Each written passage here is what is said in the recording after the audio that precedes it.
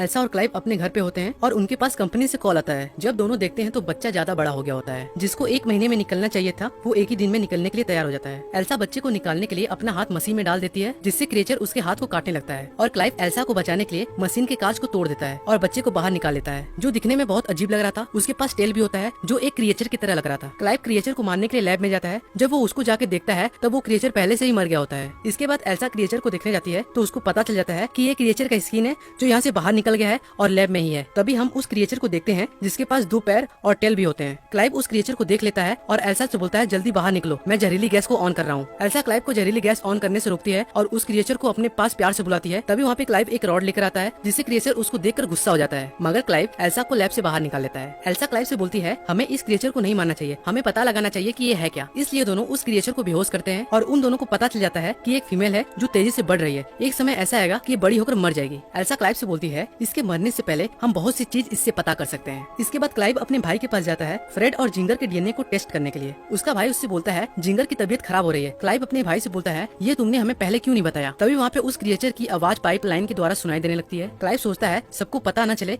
इसलिए वो रेडियो को चालू कर देता है। टाइम के साथ साथ ये क्रिएचर भी बड़ी होते ही जा रही थी और इसके हाथ पैर भी निकलने लगते हैं और इसका ब्रेन भी डेवलप होने लगता है। एल्सा इस क्रिएचर से अपने बच्चे की तरह प्यार करने लगती है और इसको खाना खाना, अलग अलग एक्टिविटी भी सिखाने लगती है। एल्सा इस क्रिएचर का नाम ड्रेन रखती है। फिर एल्सा इस क्रिएचर को ढेर सारा अल्फाबेट देती है और बोलती है अपना नाम लिखो। वो कंपनी का नाम लिख देती है नर्ड, जो एल्सा के टी शर्ट पे लिखा हुआ होता है और एल्सा ये देख के बहुत खुश हो जाती है। तभी वहाँ पे क्लाइव आ जाता है जो एल्सा से बोलता है इस क्रिएचर को लैब में किसने लाया, अगर कोई इसको देख लेगा तो हम पकड़े जाएंगे। क्लाइव इस क्रिएचर को जानवर बोलता है। एल्सा क्लाइव से बोलती है इसको जानवर मत बोलो, इसका नाम ड्रेन है, क्योंकि धीरे धीरे इसका भी ब्रेन डेवलप हो रहा है जिससे ये चीजों को समझ रही है। तभी क्लाइव का भाई इन दोनों की बात सुन लेता है और लैब में आ जाता है और ड्रेन उसको पकड़ लेती है। उसको अपने टेल से मारने ही वाली होती है, तभी उसको एल्सा रोक लेती है और दोनों जॉर्ज को देखकर हैरान हो जाते हैं और उसके भाई को ड्रेन के बारे में पता चल जाता है और दोनों ड्रेन को छिपाने के लिए अंडरग्राउंड लैब में ले जाते हैं। एक दिन ड्रेन को बहुत ही ज्यादा बुखार आ जाता है। एल्सा उसके बुखार को ठीक करने के लिए बहुत कोशिश करती है पर उसका बुखार ठीक नहीं हो पाता। वहाँ पे क्लाइव भी होता है जो ड्रेन को इस हालत में देख के बाथ ट्यूब में डुबाने लगता है। ऐसा सोचती है वो ड्रेन को मार रहा है, पर क्लाइव जानता था कि ड्रेन के अंदर मछली का गुण है जिसकी वजह से इसको इतना प्रॉब्लम हुई और वो एल्सा से बोलता है अब ड्रेन पहले की तरह ठीक हो गई, अब डरने की कोई बात नहीं। लेकिन अब वो टाइम आ जाता है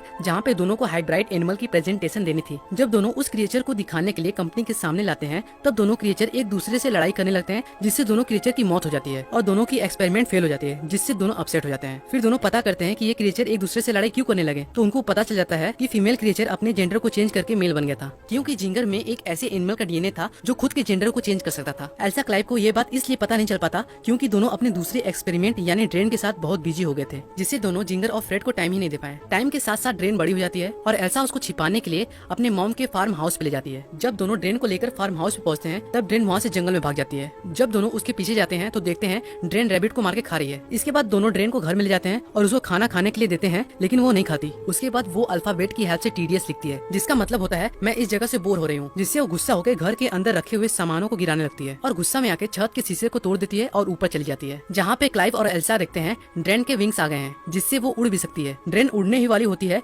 लेकिन क्लाइव उससे बोलता है हम तुमसे प्यार करते हैं और हम तुम्हारी देखभाल भी करना चाहते हैं, जिससे वो क्लाइव की बात सुन के वापस आ जाती है। दूसरी तरफ हम कंपनी के मैनेजर को देखते हैं जो क्लाइव से बोलते हैं तुम लोग इस टाइम काम को ठीक से कर क्यों नहीं रहे हो और एल्सा कहाँ है। क्लाइव मैनेजर से बोलता है उसकी तबीयत खराब है जिससे वो अभी कंपनी नहीं आ सकती। फिर हम एल्सा को देखते हैं जो ड्रेन का मेकअप कर रही होती है और एल्सा को पता चल जाता है कि ड्रेन हम लोग का ड्राइंग भी बना ले रही है, जिससे वो ड्रेन से बहुत सरप्राइज हो जाती है। लेकिन तभी ड्रेन ड्राइंग को लेके भाग जाती है। जब एल्सा ड्रेन के पास जाके देखती है तब उसके पास एक कैट होता है। एल्सा कैट को ड्रेन से अपने पास ले लेती है क्योंकि ड्रेन अपने टेल से कैट को चाहे जब मार सकती थी, जिससे वो कैट को अपने साथ लेके चली जाती है, जिससे ड्रेन नाराज होकर रोने लगती है। तभी वहाँ पे क्लाइव आ जाता है और ड्रेन को खुश करने के लिए म्यूजिक सिस्टम को ऑन कर देता है, जिससे ड्रेन क्लाइव के साथ डांस करने लगती है और क्लाइव को पता चल जाता है कि ड्रेन के अंदर एल्सा का डीएनए है, जिससे क्लाइव एल्सा से नाराज जाता है और बोलता है तुम्हें अपना डीएनए ड्रेन के अंदर नहीं डालना चाहिए था। मॉर्निंग में हम एल्सा को देखते हैं जो कैट को वापस करने के लिए ड्रेन के पास जाती है, लेकिन ड्रेन अपने टेल से कैट को मार देती है, जिससे एल्सा गुस्सा होकर उसको स्लैप कर देती है। ड्रेन गुस्सा में आकर एल्सा को मारने के लिए आगे बढ़ती है, पर वो एल्सा के गले से चाबी वाले लॉकेट को लेकर बाहर निकल जाती है। इसके बाद एल्सा एक लकड़ी से उसको मार के बेहोश कर देती है और उसके टेल को कट कर देती है, जिससे वो और किसी को मार न पाए। क्लाइव एल्सा को ये सब करने से रोकता है पर वो उसकी बात नहीं सुनती। इसके बाद एल्सा जो प्रोटीन बना रही थी वो उसको बना लेती है। एक दिन क्लाइव अपने कैमरे में चेक कर रहा होता है कि ड्रेन कहाँ पर है। ड्रेन पानी में नहा रही होती है, लेकिन अब क्लाइव को भी ड्रेन अच्छी लगने लगी थी। वो ड्रेन को देखने के लिए अपने मॉनिटर के स्क्रीन को टच करता है। दूसरी तरफ ड्रेन भी कैमरे को टच कर रही होती है क्योंकि उसको पता चल जाता है कि क्लाइव उसको देख रहा है। ये देखकर क्लाइव हैरान हो जाता है। इसके बाद हम देखते हैं क्लाइव ड्रेन से मिलने के लिए फार्म हाउस पे जाता है और वो अकेले ही होता है, उसके साथ एल्सा नहीं होती है। क्लाइव ड्रेन को फार्म हाउस में खोजने लगता है, लेकिन तभी ड्रेन क्लाइव के पीछे आ जाती है और क्लाइव से बोलती है